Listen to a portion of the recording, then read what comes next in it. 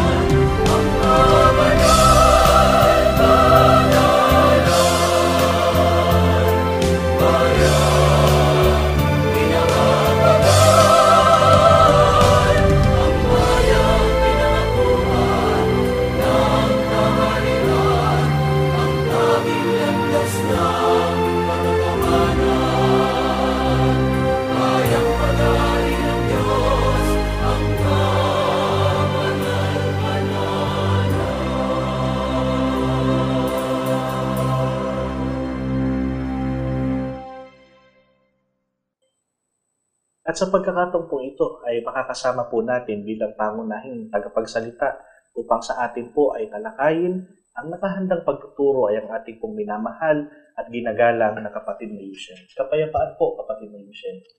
Kapayapaan din po, kapatid na Jayen. At sa inyo pong lahat, mga giliw naming taga-subaybay sa palatuntunang ito na ang Kabanal-Banalan, kapayapaan po ang sumainyo. Pangkaraniwan po, mga mahal naming taga-subaybay na pagkatayo po ay nag-uusap ng patungkol po sa banal na kasulatan, ang pangunahing topic po na ating pong inaaral ay ang tungkol po sa kaligtasan. At alam po namin na tayo po ay iisa ng kalooban sa bagay na ito na pare-pareho po tayo na naghahangad ng kaligtasan. At ang isang kailangan po na maunawaan ng bawat isa po sa atin ay meron po kasing tiyak na paraan. Hindi ayon sa sinasabi ng sino mang tao, kundi paraan na itinuturo ng Biblia. At loobin ng Panginoon na sa araw na ito ay patuloy na ituro sa atin ano nga ba ang tamang paraan, ano nga ba ang tiyak na paraan upang ang isang taong naghahangad na maligtas ay magkamit niyaon. Pero bago natin talakayin yan, ay kailangan pong maunawaan muna natin bakit ba ang isang tao ay kinakailangang maligtas. Kaya kapatid na Yushel, ayon po sa Biblia, ano po ba ang nagiging kalagayan ng mundo ngayon? Pagka sa Biblia po natin titingnan, kung ano nakikita natin ngayon, na ang mga araw po, mga giliw na taga-subaybay, mga panahon, talagang masasabi natin masasama, napakadelikado. Ang dahilan po, yan mismo ang sinasabi ng banal na kasulatan at mababasa po natin yan sa pahayag at sulat ni Apostol Pablo, 5:16 ng Efeso. Pakinggan po natin at aking pong babasahin. Sa Efeso 5:16 ay ganito po ang nakasulat, na inyong samantalahin ng panahon sapagkat ang mga araw ay masasama. O yan, gaya po ng inyong nadinig, samantalahin natin ang panahon. Ang ibig sabihin yan, kung meron tayong dapat gawin, na ayon sa kalooban ng Diyos, gawin natin. Kasi ang mga araw po na nakikita naman natin, masasama, hindi na po gaya ng dati. Kung minsan nga may mga, lalo na mga may edad na nagkukwento, noon ikanyang panahon natin, hindi ganyan. Noon napakapayapa, pero ngayon, masama na talaga ang panahon. Pero para maging tiyak po tayo, kapatid na Yushel, bakit po ba sa talatang ito ang ginamit po na description tungkol po sa panahon na ating pong lalakaran ay magiging masama? Ang paliwanag po si San Pablo rin ang nagsabi. Yan ay resulta po ng iba't ibang masasamang gawa o likas ng mga tao na sinabi po niya kay Timoteo. Mababasa po natin. Sa ikalawang Timoteo, Kapitulo 3, versikulo 1 hanggang 4, ay ganito po ang ating makikita. Datapwat, alamin mo ito, na sa mga huling araw ay darating ang mga panahong mapanganib, sapagkat ang mga tao ay magiging maibigin sa kanilang sarili, maibigin sa salapi, mayayabang, mga mapagmalaki, mapagtungayaw, masuwayin sa mga magulang, mga walang turing, mga walang kabanalan, walang katutubong pag-ibig, mga walang paglulubag, mga palabing tangin, mga walang pagpipigil sa sarili, mga mabangis, hindi mga maibigin sa mabuti, mga lilo, mga matitigas ang ulo, mga palalo, mga maibigin sa kalayawan, kaysa mga maibigin sa Diyos. Yan ang paliwanag, kapatid na JL. Opo. At marahil, nasasaksihan din yan ng ating mga taga-subaybay. Opo. Na talagang ang mga tao po ngayon sa paliwanag nga po mabangis. Hindi ba yung mabangis, kapatid na JL, para sa hayop lang yun? Opo, hindi po yan pangkaraniwan na ginagamit para po i-describe ang tao. Opo. Pero, ganyan-ganyan. Kung ilarawan ng Biblia at marahil, kayo man po, mga giliw na taga-subaybay, ay nakapag-uobserba sa ugali ng maraming tao ngayon sa sanlibutan. Mga, sabi ng Biblia, matitigas ang ulo, masuwayin sa magulang. Talaga namang ganyan ngayon. Opo. Napakapalad ng magulang pagka yung kanyang anak hindi napabilang sa sinasabing ito ng Biblia. Opo, bagamat hindi po natin sinasabi na may mga taong pinangangan na likas na masama. Opo.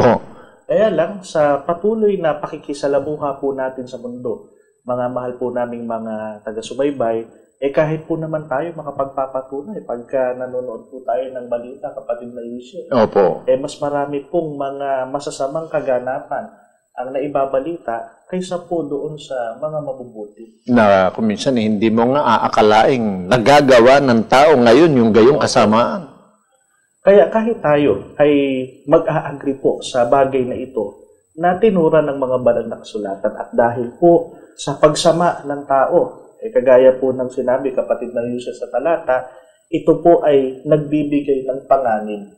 Kaya dun sa tanong natin kanina, bakit po ba kailangan ng kaligtasan? Kasi po, meron pong tiyak na kapanganiban. At ito po yun. Opo. Kaya kung iisipin po ninyo, ang nagsalita po niyan, si Apostol Pablo.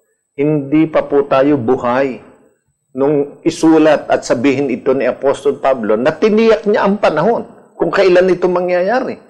Hindi po sa panahon nila, kundi sa mga huling araw na ang tinutukoy na panahon ay panahon natin. Talagang dyan ay mapapansin po natin, hindi po natin pwedeng baliwalain itong mga nakasulat sa Biblia. Lalong nagpapatibay sa atin na talagang kailangan nating pahalagahan po yung ganitong pag-aaral dahil totoong-totoo ito. At ito'y sapat na mga bagay para gumising ng ating isip, ng ating kalooban, para makita natin, kailangan po talaga nating seryosohin ang mga bagay pagka ang pag-uusapan ay tungkol sa kaligtasan ng ating kaluluwa. At upang lalo po nating makita yung kahalagahan nito, kapatid na Yushel, ayon po sa mga banal na kasulatan, ano po ba yung totoong inilalarawan pagka ang tao ay nagiging likas sa kanya ang kasamaan? At hindi naman konting tao lang yan. Opo. Yan po'y naglalarawan, mga giliw na taga-subaybay, na talagang itong sanlibutan, ang mga tao sa mundong ito, nasa ilalim na po ng kapangyarihan ng dyablo. Hindi po kami ang nagpahayag nito, kundi ito'y mababasa natin sa unang Juan, Kapitulo 5, versikulo 19. Ganito po ang nakasulat. Alam nating tayo'y anak ng Diyos at ang buong sanlibutan ay nasa kapangyarihan ng dyablo. Yan. Kaya kung minsan may nagsasabi na, bakit mo nagawa yan? Ang sagot nung tinatanong, parang hindi niya makontrol yung sarili niya. Opo. Kahit ayaw niyang gawin, parang merong nagtutulak sa kanya. Ibig sabihin po nun, natutupad sa tao. Itong sinasabi ng kasulatan, ang sanlibutan ay nasa ilalim ng kapangyarihan ng dyablo. At hindi po tayo nananakot, kapatid na Yusel. Mga mahal po namin taga-subaybay. Ang mga salitang ito ng banal na kasulatan ay hindi sa anumang paraan ay ang intention po ay takutin tayo. Kundi tayo po ay magkaroon ng kamalayan kasi mahirap po kahit sa ibang sitwasyon naman na nasa panganib ka na hindi mo pa nalalaman. Opo, bagaman kapatid na JL, ang tingin ngayon ng sanlibutan sa nangyayari, parang natural na lang. Opo, kaya nga po yun din ang isang kasing kahulugan, mga mahal na taga-subaybay, ng salitang likas. Opo. Nagiging normal na sa tao ang paggawa ng masama. Na sa mga pagkakataon ay hindi niya na rin napipigilan at ang dahilan, kagaya po ng naipaliwanag na, ay napapasailalim po kasi ng kapangyarihan ng diablo. Hindi na niya nakokontrol. Bagamat ibig niyang gumawa ng mabuti, at pigilan niya yung paggawa ng masama. Mga mahal po namin taga-subaybay, di ba't nakikita natin na may mga taong nakagagawa pa rin ng mga masasamang gawa ito. At ito po ang tiyak na paliwanag ng banal na kasulatan. At dahil dyan, kapatid na yun siya, ano po ba yung pinapakita ng Biblia na maaaring maging kaawa-awang kalagayan ng sanlibutan o kahit ng isang tao kung siya po ay mapasailalim ng kapangyarihan ng diablo? Kahit masakit sabihin, kapatid na JL, sasabihin natin kung ano sinasabi ng Biblia. Ang gayong tao po, kung ipaliwanag ng Biblia, nagiging alipin ng kabulukan. Alipin o sunod-sunuran sa gusto ng diablo, kaya alipin ng kabulukan. Ang nagsabi po niyan si Apostol Pedro. Mababasa po natin sa kanyang ikalawang sulat, 2:19. Sa ikalawang Pedro 2:19, ganito po ang ating matutunghayan. Na pinangangakuan ng kalayaan, samantalang sila'y mga alipin ng kabulukan, sapagkat ang nadaig ninuman ay naging alipin din naman yaon. Yan. Ang tao po, hindi naman kaagad masama. Ang totoo, yung mga bata, sabi ng Panginoon, sa mga ganito, nauukol ang kaharian ng Diyos. Ibig sabihin, malinis. Meron po bang bata na ipinanganak na makasalanan kaagad? Wala po. Kahit si Adam, saka si Eva, nang likhain ng Diyos, banal. Kaya nga po, nasa paraiso sila. Kaya lang, nung madaya ng diablo, nadaig ng diablo, napagkasalan ng diablo, kaya pinalaya sila sa paraiso. Gayun din po ang tao. Ang tao po na hindi na makontrol ang kanyang sarili sa paggawa ng masama at ang sinusunod na ang gusto ng diablo, ang ibig sabihin nun, alipin na siya ng diablo. Pag ang tao alipin ng diablo, sunod-sunuran sa kasalanan, ang paliwanag ni Apostol Pedro, alipin siya ng kabulukan. Opo, at tatiyak po tayo, batay po sa mga salita na ginagamit ng banal na kasulatan, kapatid na Yushel at mga mahal po namin taga-subaybay, hindi po ito isang kalagayan na papangarapin ng tao. Opo. Dahil ito po ay isang masamang kalagayan. At kung ating pong didiretsuhin, ito po ay isang kalagayan na maghahatid sa tao sa kanyang kapahamakan. At kung minsan nga, kapatid na JL, akala ng tao, ito yung kalayaan. Opo. Kasi nagagawa niyo kung ano gusto niya. Walang nagbabawal sa kanya, walang nagsasabi sa kanyang masama yun. At parang tinatanggap na ng lipunan ang ganyang kalagayan ng maraming tao na nakagumon at talagang naglulubalub na sa pagkakasala. Tanggap na ng lipunan. Kaya kumisan, sa mga ginagawang batas sa iba't ibang mga bansa, binibigyan na ng katwiran kahit yung mga bagay na masama at labag sa kalooban ng Diyos. Bakit? Yun ang tingin ng taong kalayaan sa katotohanan ay alipin ng kabulukan. Opo, dahil ang kanila pong nagagawa ay hindi na sang-ayon Opo. sa kalooban ng Diyos. Bagamat tila nararamdaman po ng tao, mga giliw po naming taga-subaybay na sarili niyang kalooban, yung Opo. kanyang nasusunod, kaya nasasatisfy siya, natutuwa siya, sabi nga po, nakakaramdam siya ng kalayaan. Doon daw siya masaya. Opo, pero ang totoo, yun po pala ay kalooban na inilagay ng diablo upang siya ang masunod sa paraan po ng pamumuhay natin. Kaya hindi totoong kalayaan. Opo. Napakahalaga, mga mahal na taga-subaybay, na maintindihan natin paano ba naman natin, kapatid na Yushel, masusupungan yung tunay na kalayaan. Ibig sabihin ay maaalis po tayo sa pagiging alipin ng diablo. Ang kailangan, kapatid na JL, gumising ang tao. Ibig sabihin po ng gumising, umalis siya sa ganong kaisipan, sa ganong paniniwala. Huwag siyang pumayag na manatiling sunod-sunuran sa gusto ng diablo, kahit pa yun ay usong-uso dito sa mundo. Opo. At yun ang sinasabi po ni Apostol Pablo ng sulatan niyang mga kapatid sa Efeso 5:14 kasama po ang 17. Pakinggan ninyo. Ganito po ang nakasulat. Kaya sinasabi niya, gumising kang natutulog at magbangon ka sa gitna ng mga patay at liliwanagan ka ni Kristo. Kaya huwag kayong maging mga mangmang, kundi unawain ninyo kung ano ang kalooban ng Panginoon.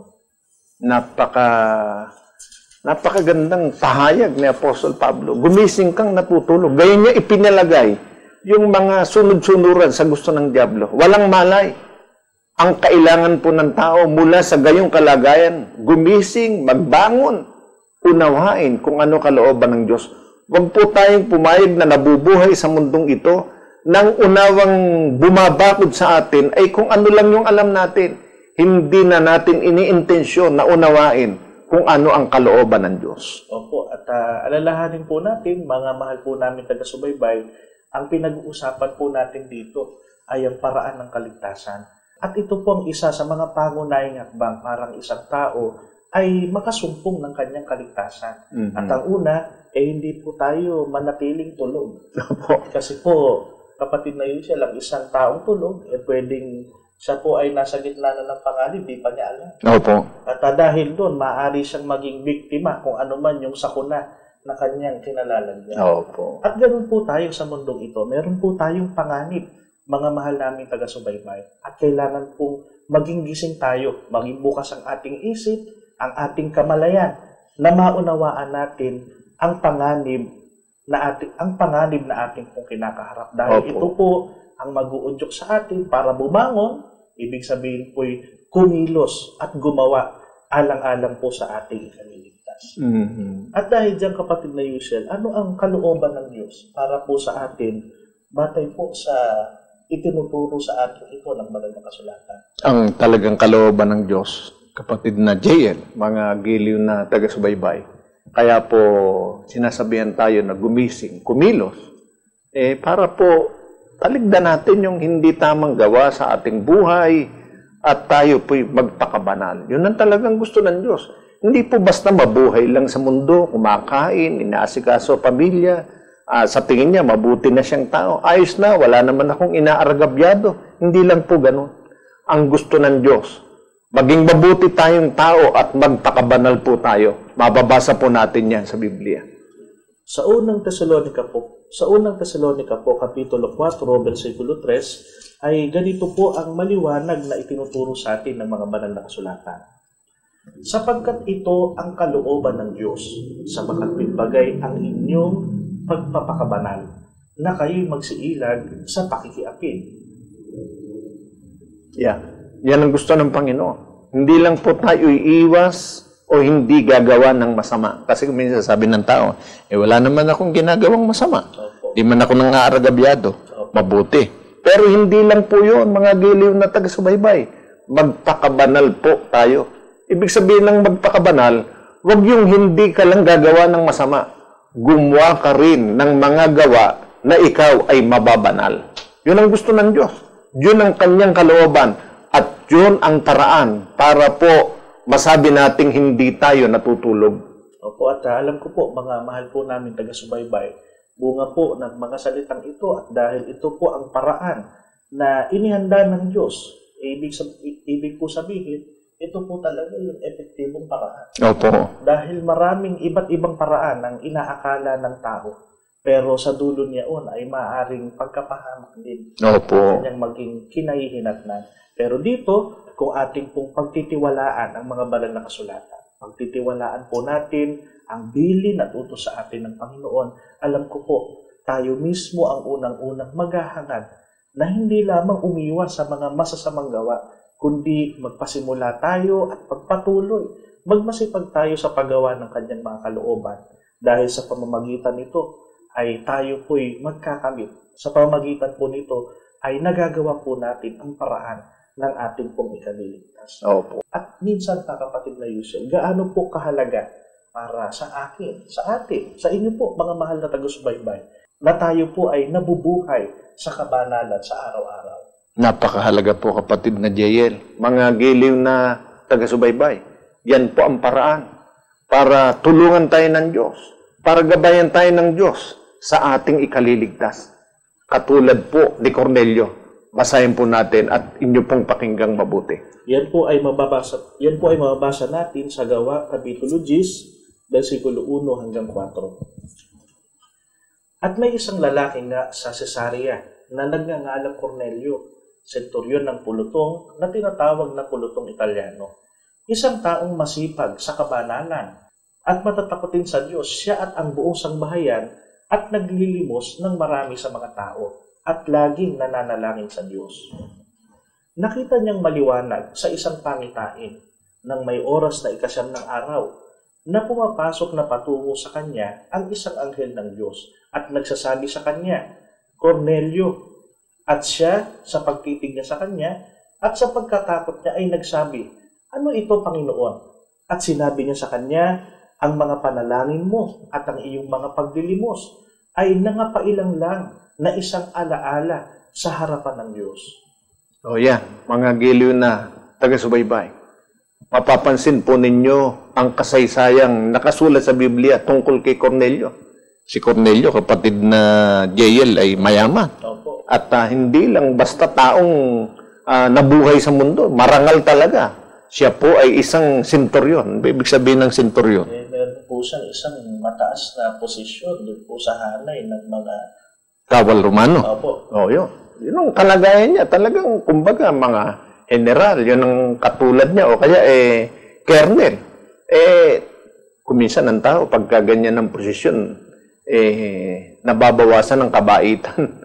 O nagiging masyadong mabagsik sa kanyang kapwa. Pero si Cornelio, mabait na tao. Mapaglimos ng marami. Hindi po konti lang. Hindi po naglilimos pagkatapos parang inaapi po yung nililimusan niya. Hindi ganun si Cornelio. Naglilimos siya ng marami, matatakotin siya sa Diyos, masipag siya sa kabanalan. Napakabuting tao. Pero ano ang sabi ng Biblia? Nagpasugo sa kanya ang Diyos. At sinabi sa kanya, Cornelio, naalala ng Diyos, ikaw, dahil sa iyong mga kabutihang ginagawa. Tatandaan po ninyo. Pagka nakita ng Diyos ang ating kalooban, na talagang pinipigilan natin ang ating sarili na sumunod sa takbo ng sanlibutan, at tayo po ay nagsisikap na masunod kung ano ang kalooban ng Diyos, igigiya po tayo ng Diyos tulad ni Cornelio sa lalong ikabubuti ng ating pamumuhay at sa ikalulugod ng Diyos. Opo, at dahil dyan, kapatid na Yusel, ano po ba yung mga kasunod na nangyari? Ano po yung ibinigay kay Cornelio at sa kanyang sambahayan dahil po sa kanyang mabuting pamumuhay? Itinuro po ng Diyos, kapatid na Jael, kay Cornelio kung paano niya makakamit yung kaligtasan. Mababasa po natin yan sa Gawa, Kapitulo 11, versikulo 13 hanggang 14. Ganito po ang nakasulat, mga mahal po namin taga-subaybay. Isinalaysay niya sa amin na nakakita siya ng isang anghel na nakatayo sa loob ng kanyang bahay. At sinabi sa kanya, magpasugo ka sa Jope at ipasundo mo si Simon na tinatawag ding Pedro. Sasabihin niya sa iyo ang tungkol sa ikaliligtas mo at ng iyong sangbahayan. O yan, di po ba? Mga giliw na taga-subaybay, napakalinaw po.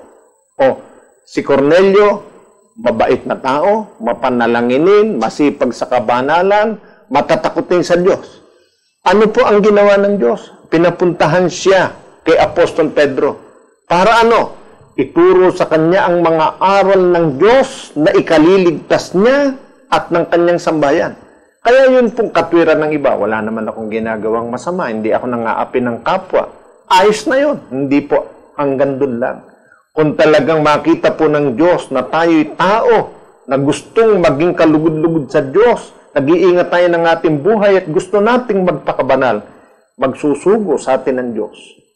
Tulad sa pagkakataong ito, nang magpapaunawa sa atin ng kanyang mga aral sa ikaliligtas ng ating kaluluwa, maging ng ating sangbahayan. Opo, at nawa po, mga mahal po namin taga-subaybay, ay maging halimbawa po natin si Cornelio sa araw-araw po nating pamumuhay. Dahil pagamat siya'y maraming pinagkakaabalahan dahil meron siyang mataas na posisyon, Opo. Hindi po niya inaring kalugihan sa kanya. Opo. Yung pong ginagawa niyang pagpapakabanal, yung pong paggawa niya ng mabuti at pagsunod niya sa kalooban ng Diyos. At dahil dito ay pinatotohanan nga ng mga kasunod na pangyayari na hindi naging sayang ang pagtataguyod ng isang pamumuhay na punong-puno ng kabanalan. Kaya sana po, mga mahal po namin taga-subaybay, ay akayin tayo nito sa ganito ring kalooban, na tayo po ay palaging gumawa ng mga kalooban ng Diyos. Huwag nating panghinayangan at alalahanin natin na ang Diyos ay nakakakita ng lahat nating ginagawa. Tayo ay gagantimpalaan ng paraan ng ating pong ikaliligtas. At ito pong nangyari kay Cornelio ay unang hakbang pala. Meron pa pong mga kasunod na pangyayari. At ito po ay matutunghayan natin sa mga kasunod pong pag-aaral kung paanong ganap na ang isang tao ay magkakamit ng ikaliligtas ng kanyang kaluluwa. Ang diwa po ito ay sana po ipagpala sa atin ng ating Panginoong Diyos sa ating puso mula po ngayon at magpakailanman. Amen. Amen. Sa pagkakataon pong ito, mag-uukol tayo ng panalangin, ng pagpapasalamat sa ating Panginoon. Tayo po ay manalangin. Panginoon naming Diyos, pinakamakapangyarihan ka po sa lahat. Maraming salamat sa iyong kabutihan. Ginabayan mo po kami upang maipahayag ang iyong mga salita. Sumasampalataya po kami. Ikaw din ang pumatnubay sa mga sumubaybay sa amin at nagpaunawa sa kanila ng iyong mga katotohanan. Nakikiusap kami sa iyo. Payagan mo po na masampalatayanan nila itong lubos at umakay sa kanila sa matuwid na paglilingkod sa iyo sa ikaliligtas ng kanilang mga kaluluwa. Alalahanin mo lamang sila kung nakakaranas ng mga suliranin sa mundong ito. Huwag mo silang babayaang magkulang ng pagtitiwala sa iyo. At kung may mga karamdaman, Panginoon, hipuin mo po sila ng iyong mapagpalang kamay at payagan mo po na maging daan ito upang lalo nilang makilala ang iyong pag-ibig na iniuukol sa lahat ng tao sa sanlibutan. Sumasampalataya din po kaming pagpapalain mo ang iyong leader sa iyong bayan sa mga huling araw na ito. Iingatan mo po siyang palagi. Gagabayan mo po sa pangangasiwa sa iyong kabanal-banalang iglesia at ito ang maging pagpapala sa buong sanlibutan. Nananalig kami, nakikinig ka po sa aming paglapit. Pinagpapala mo ang programang ito at ang lahat ng sumusubaybay sa amin sa iyong pangalang Kristo Jesus, aming Diyos at aming tagapagligtas. Amen. Maraming salamat po sa inyong pagtangkilik sa palatuntunang ito ng Kabanal-Banalang Iglesia ng Diyos kay Kristo Jesus. Ang programang ito ay maaari ding mapanood sa pamamagitan ng Facebook Premiere, araw-araw sa ganap na 7 ng gabi. I-search lamang ang ating official Facebook page na MHC Media. Kung nais po ninyong mapanood ang iba pa naming mga pagtatanghal, mag-subscribe sa ating official YouTube channel na The Most Holy Church. Upang lubos po ninyong makilala ang kabanal-banalang Iglesia ng Diyos kay Kristo Jesus, bisitahin ang ating official website na www.mostholychurch.com. Para naman sa inyong katanungan, prayer request, o libreng Bible study sa inyong tahanan, tumawag o mag-text sa mga numerong ito. Sa Smart or Talk and Text, 0909-555-5009. Sa Globe or TM, 0926-383-0454. Sa Dito SIM, 0991-419-2027. Maraming salamat po!